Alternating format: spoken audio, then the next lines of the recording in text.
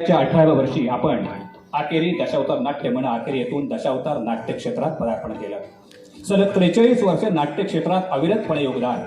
व्यावसायिक नाट्य क्षेत्रात आरतीवाला ते राजपात्र या प्रमुख भूमिकेपर्यंत आपण पोहोचलात.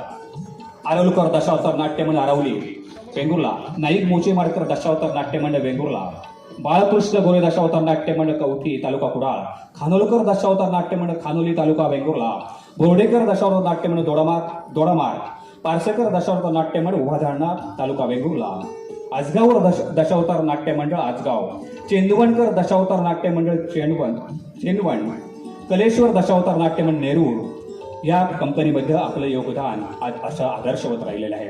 आदर्श व गुरुवर्य कैलासवासी पांडुरंग डांबरेकर, कैलासवासी गोविंद तावडे, कैलासवासी सुरेश बाबुटे यांचे तुम्ही सन्मानाने उल्लेख करता. राजपात्र, खलनायक, सात्विक राजपात्र, विनोदी भूमिका साकारल्या.